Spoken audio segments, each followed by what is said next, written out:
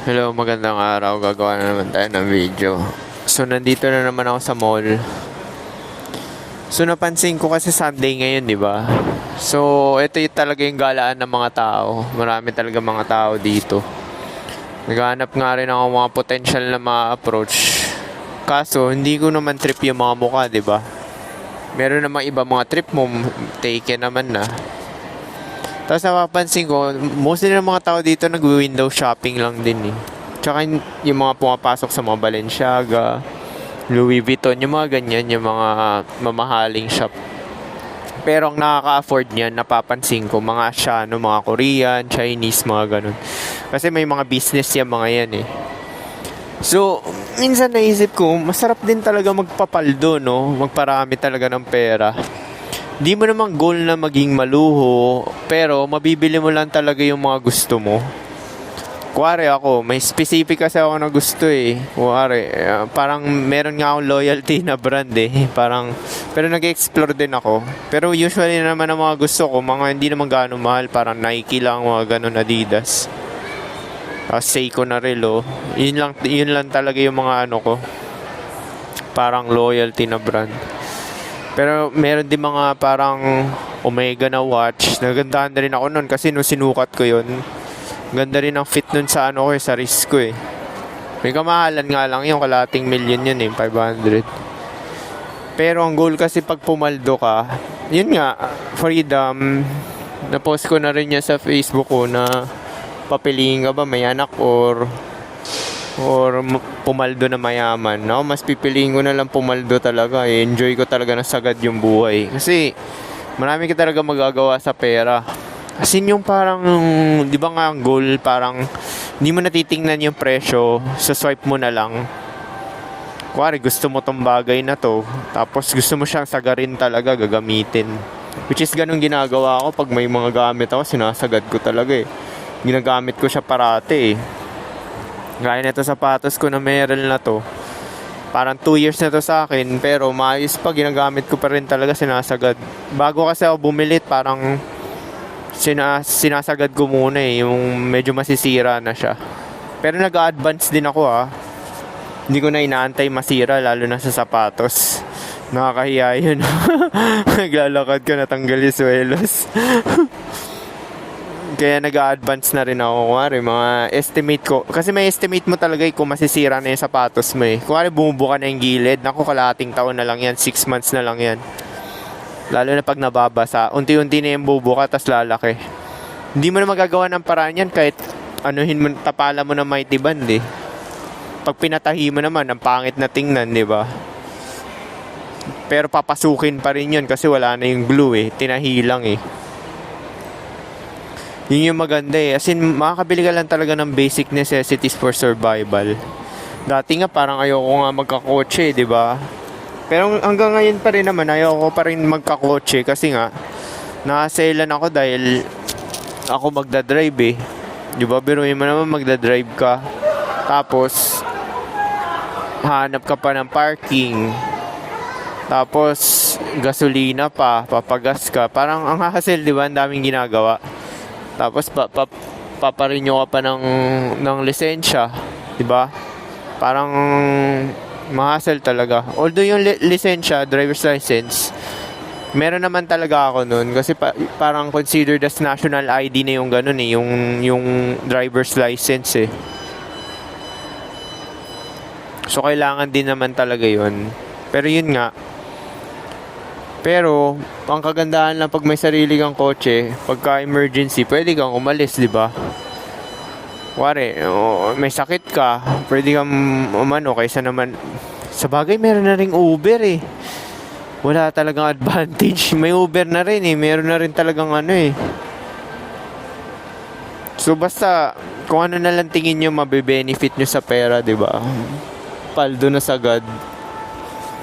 Mabe-benefit nyo sa pera nyo, di ba? Minsan nga bumibili rin ako ng mga ganun eh, mga kalahuan eh. Di ba bumili nga ako ng Gore-Tex na jacket. Mahal din yun eh. Pero kasi dito, yung weather talaga dito pangit eh.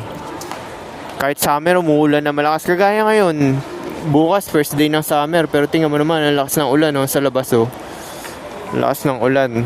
Pinapatila ako pa nga, Kaya nga, sabi ko, gawa muna kaya ako ng video para, habang nag-aantay tumila tong ulan. Pangit weather dito, tas lagi malamig. Kahit summer, malamig. Hindi naman siya, hindi lang talaga sanay yung katawan ko, no? Hindi sanay sa mga aircon na parang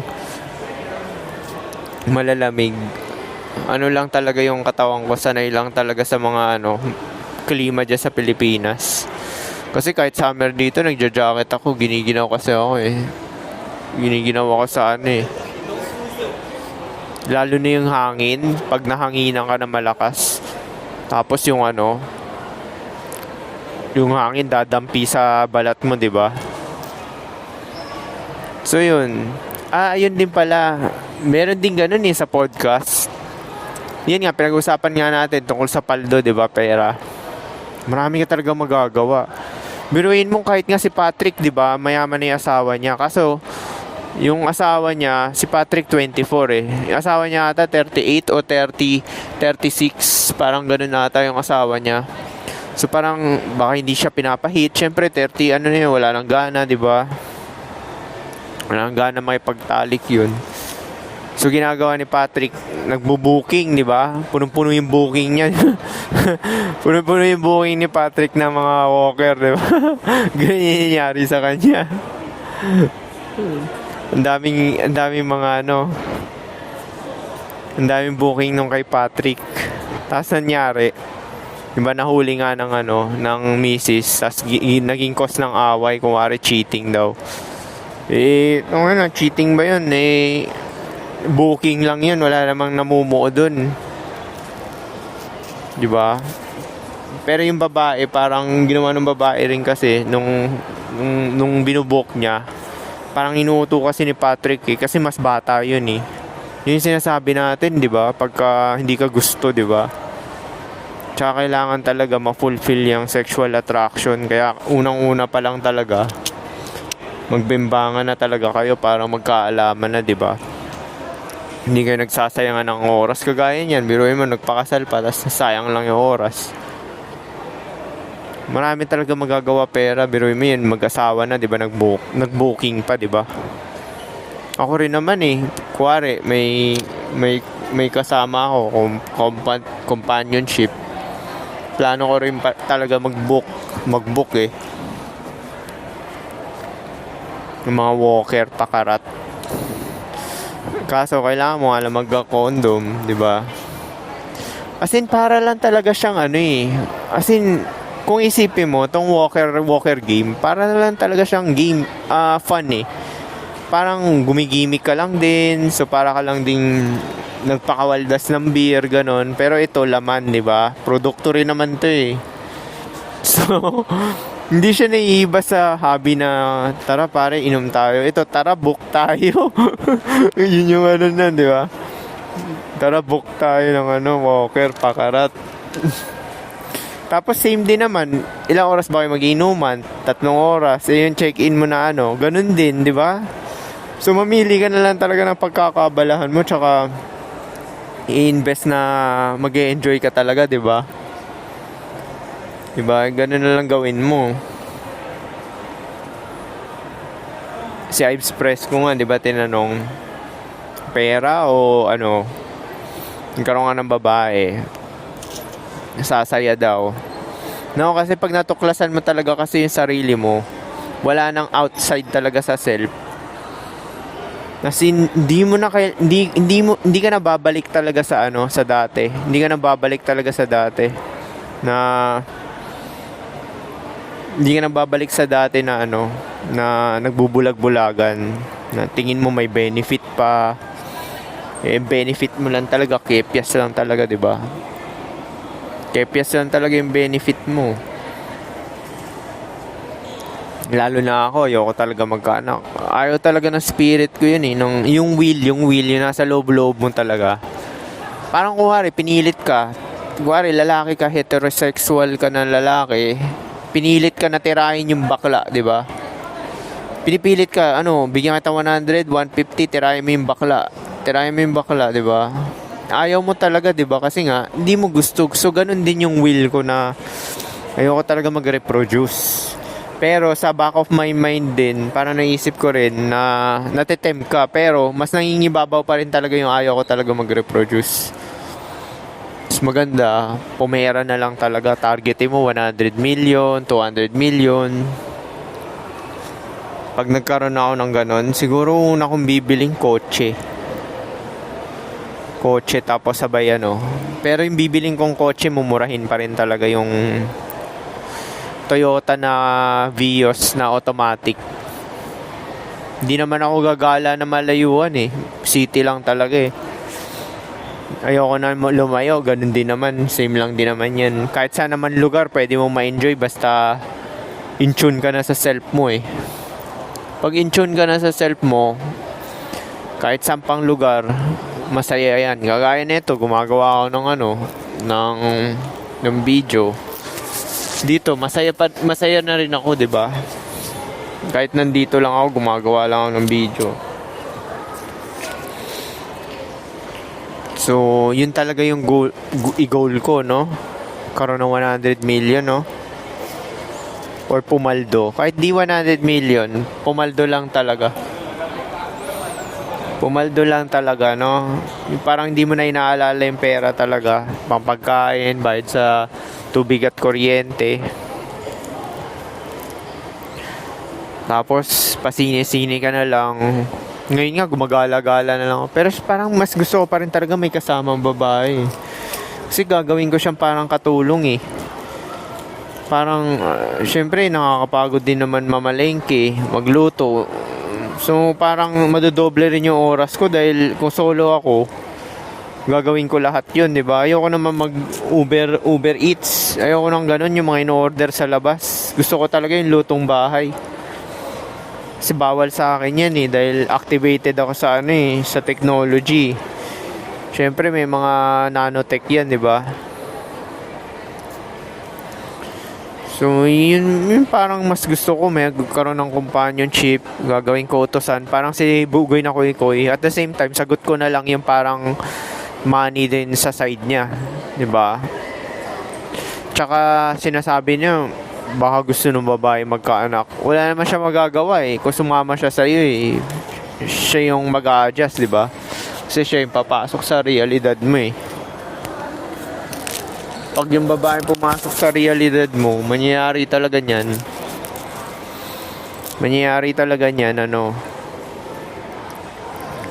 Susundin ka talaga lahat.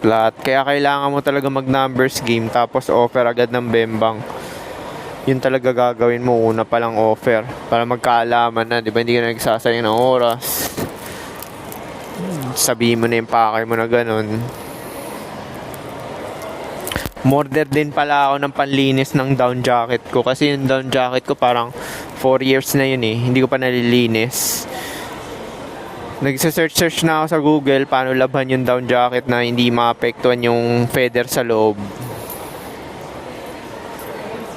Tapos sabay yung Gore-Tex din. Ito, binibenta ko nga tong Gore-Tex na to kasi nga nakabili ako ng bagong jacket, di ba? Pati yung Nike Tech Fleece ko, binibenta ko na rin.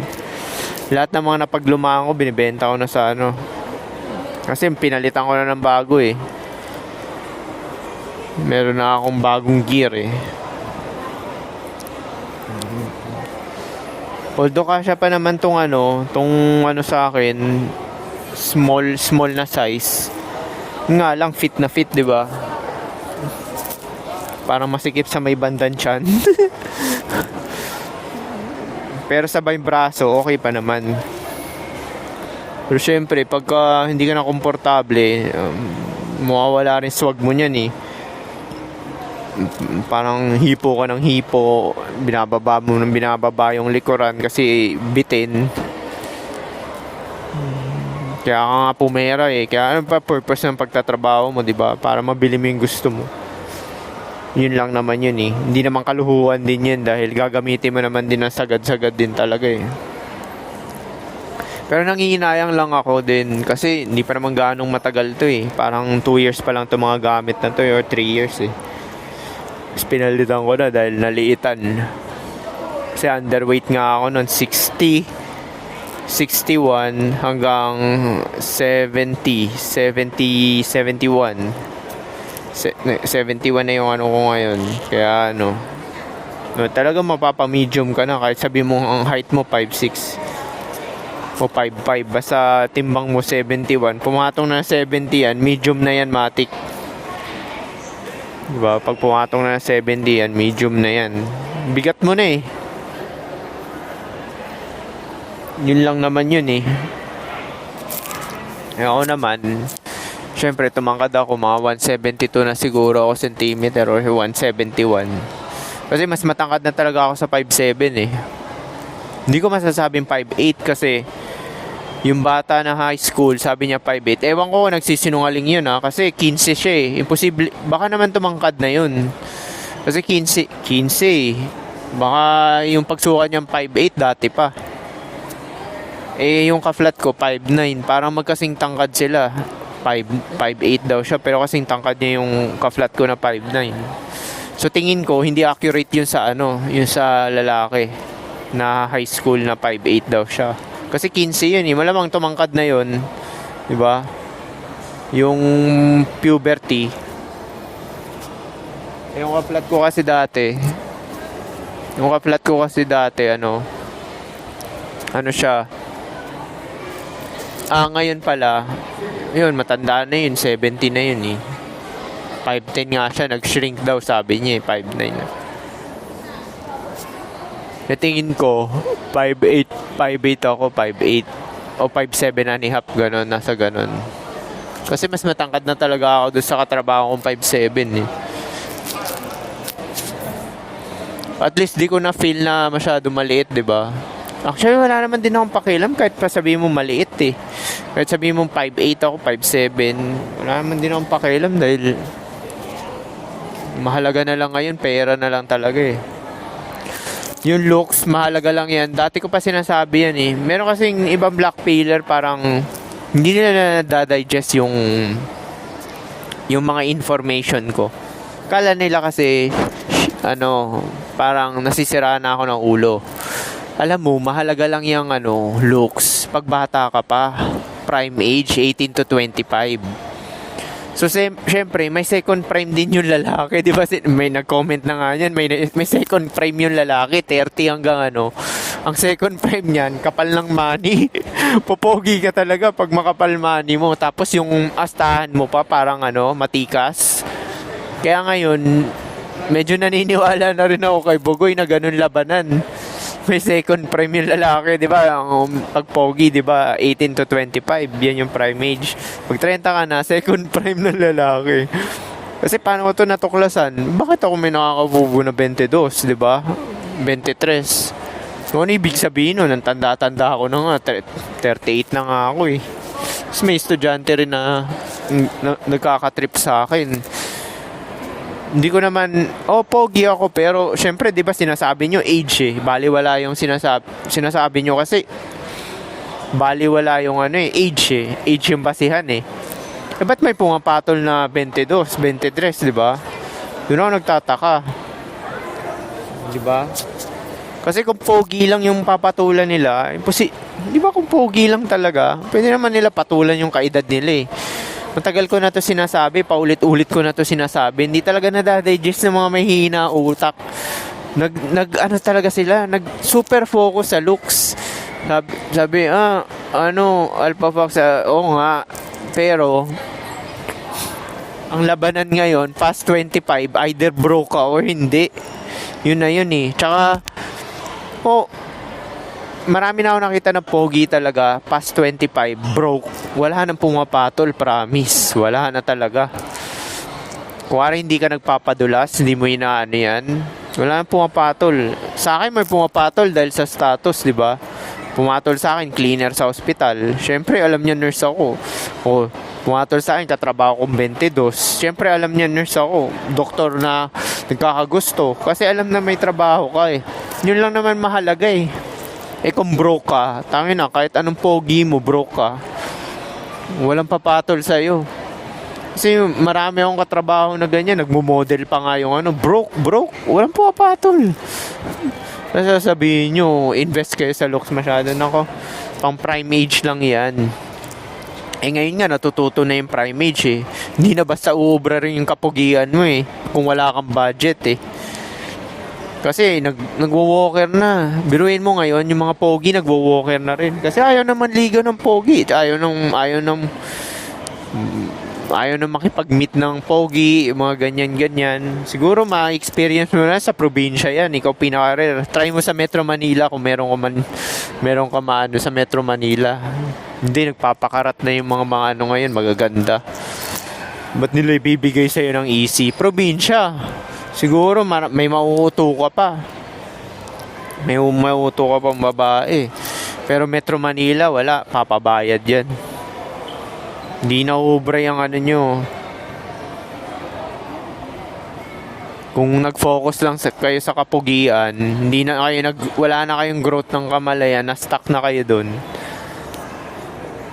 Eh, time will catch up, di ba? Tapos, 35 ka, broke ka pa rin, di ba? Wala na, game over na talaga sa'yo kahit sabihin mong gaano ka pa kapogi. Kasi yung babae ngayon, syempre, ang dami na na-experience na pogi eh, 'di ba? 18 to 25 papatira sa pogi. So, hindi na bago yung kapogihan mo. Ang dali na makuha, 'di ba? Hindi na bago yung kapogihan mo, marami ka pang kakompetensya na pogi, 'di ba? Kahit nga ako, hindi ako papatulan na ito mga pumipila sa Louis Vuitton eh. Papato lang sa akin yung mga mapopogian lang sa akin, yung priority kapugian, di ba? Pero kung pera-pera labanan, hindi ako papansin yung mga yan, di ba? Kaya kailangan, minsan game din yung pumorma ka, appear rich, di ba? Para mukha ka malinis, presentable, tapos mukha ka mayaman. Makaka-attract ka ng mga magagandang chikas. Totoo nga, katawan ko maraming peklat eh. Maraming peklat yung katawan ko eh. Pero tinatanggap na lang nila, 'di ba? Kasi nga pinili nila ako, 'di ba?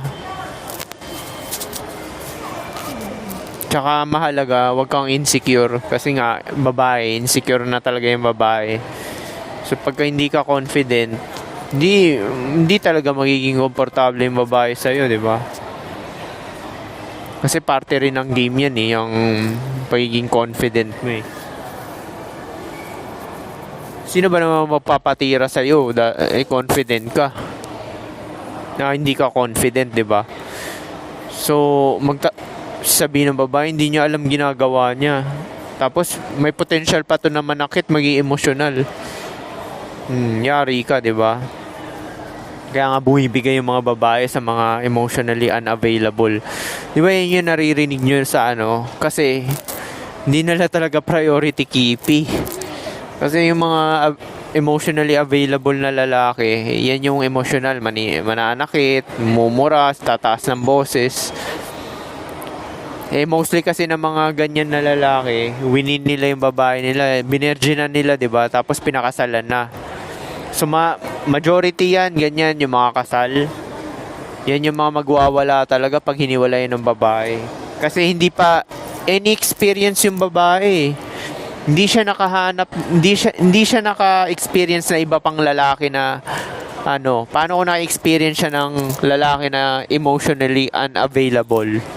Ibig sabihin, hindi emotional na lalaki. Pure logic. Pucha, madadali talaga yung mga may asawa na yan. Na madadali talaga yan. Kasi yun yung attraction eh, polarity. Feminine, di ba? Submissive. Di ba? Tsaka cooperation. Tapos, emotional unavailable is logic tsaka leadership. So, logic and leadership, pag-approach, attractive sa babae yan, di ba? Yung mga majority ng lalaki, winin nila yung babae nila through friendship, tsaka panliligaw, di ba? So, emotional sila. Emotional yung ganun eh. Kasi hindi nila kayang sabihin agad yung pakay nila na bembang gusto, di ba? So pag ganun strategy mo, babae ang logic niyan. I-wish mo na lang talaga na wag ma-attract talaga yung babae mo na nililigawan mo, tsaka ano, sa pag nakatapat talaga ng ano yan, lalaki na ano, pure logic, leader, tsaka ano, emotional unavailable, yari yan. Bubuka ka yan.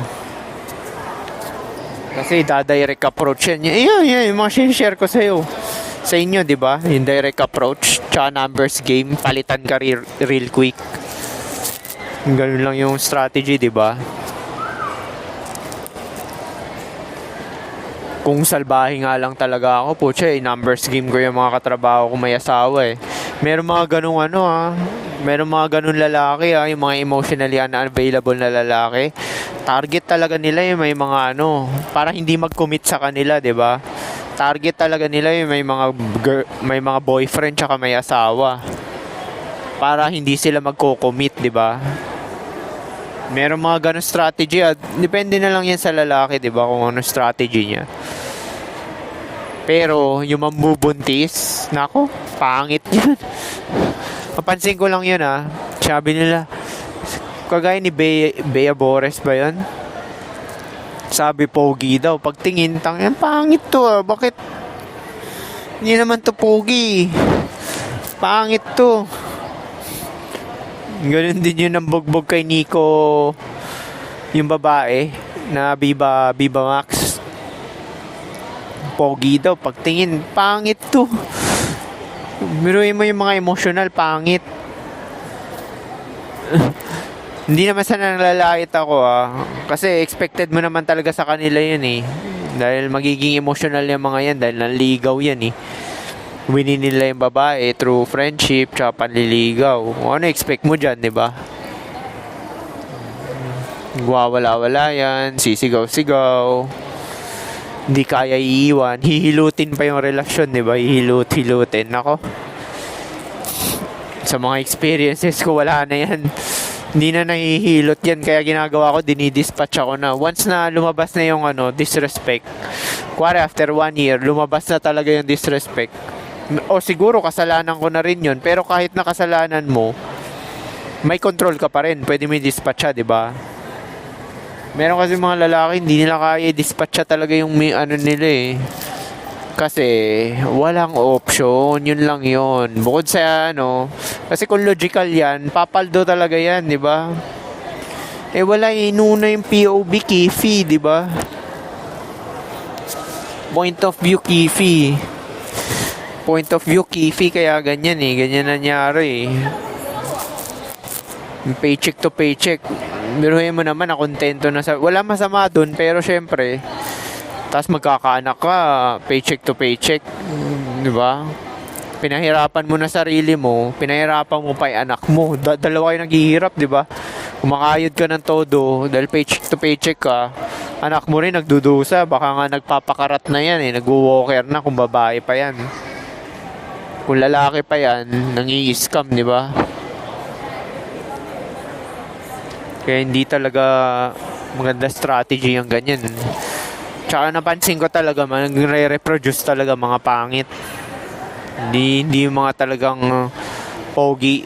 Yung mga pogi nga, pinapahuli pa nila. Yung nagre-reproduce sila, mga 40 na, 50 na.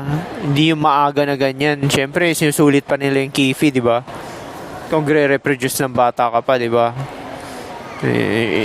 Sure mo muna na pumaldo ka para may advantage ka sa later years ng life mo, di ba?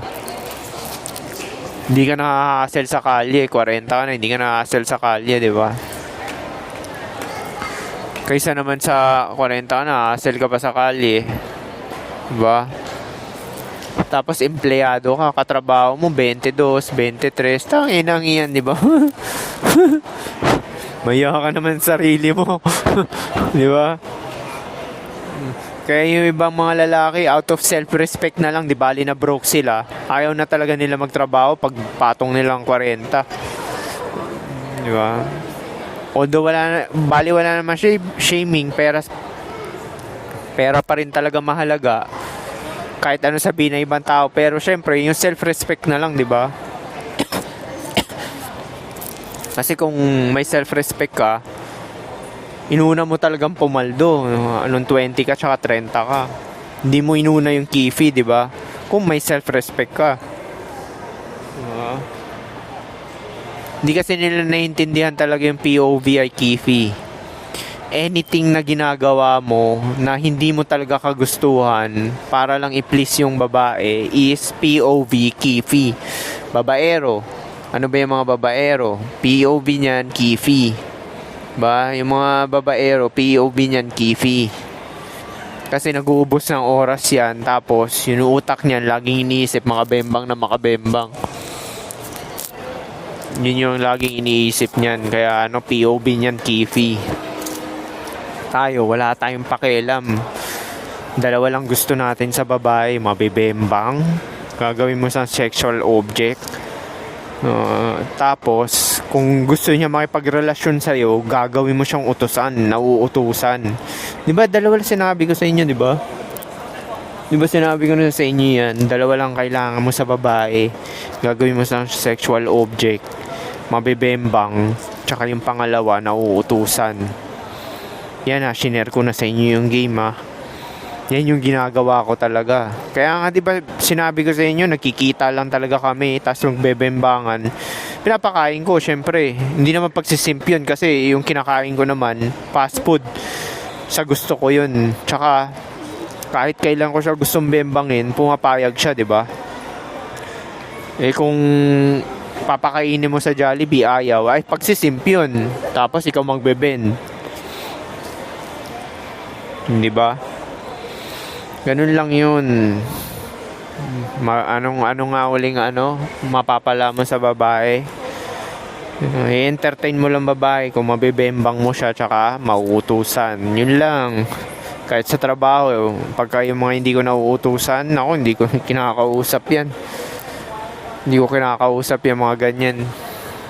Pag wala akong mapapala or kahit information na makukuha, mapipiga, hindi ko kinakausap yung babae na yan. Tingnan natin kung anong oras na.